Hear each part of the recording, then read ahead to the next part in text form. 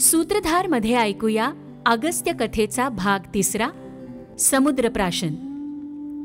सत्ययुगात जेव्हा वृत्रासुर नावाच्या राक्षसाची दहशत खूप वाढली, तेव्हा सर्व देवांनी ब्रह्मदेवांच्या आश्रयाला जाऊन उपाय शोधण्याचा प्रयत्न केला।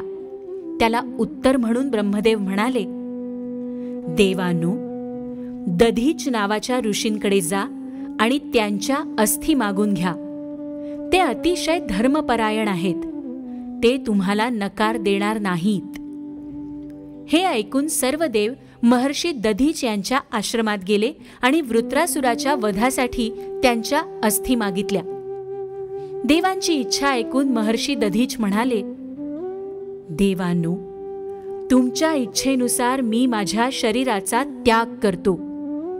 अशा प्रकारे महर्षी दधीच यांनी आपला देहत्याग केला आणि त्यांच्या अस्थींपासून देवांनी वज्र नावाचे षटकोनी अस्त्र बनवले आणि ते वज्र देवांचा राजा इंद्राच्या स्वाधीन केले।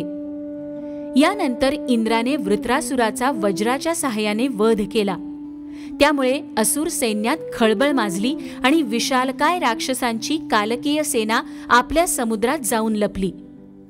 विजयी होऊन देव जेव्हा आपापल्या लोकी परत आले, तेव्हा काही काळानंतर कालकेय सैन्यातील राक्षसांनी रात्रीच्या वेळी लोकांना खाण्याचा सपाटा चालवला। ते रात्री समुद्रातून बाहेर पडत आणि ऋषीमुनींच्या आश्रमात वगैरे जाऊन त्यांच्यावर हल्ला करत। त्यांनी महर्षी वसिष्ठ, च्यवन ऋषी, भारद्वाज मुनी यांच्या आश्रमावर हल्ला करून अनेक ऋषींना खाल्ले। आजूबाजूला पुन्हा हाहाकार माजला आणि जीव वाचवण्यासाठी लोक सैरावैरा पळू लागले।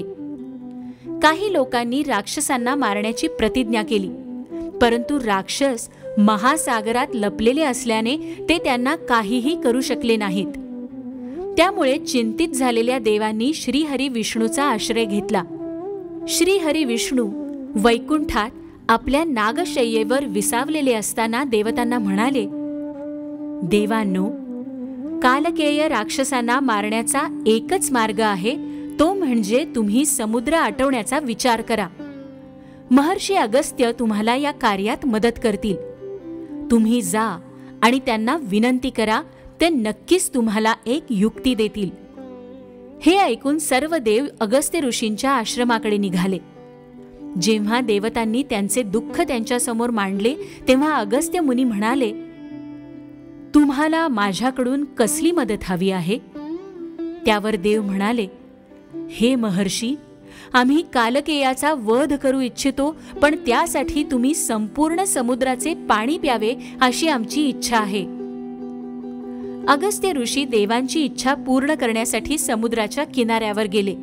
मानव, नाग, नपुंसक, गंधर्व आणि यक्ष देखील हे अद्भुत दृश्य पाहण्यासाठी तिथे प्रकट झाले।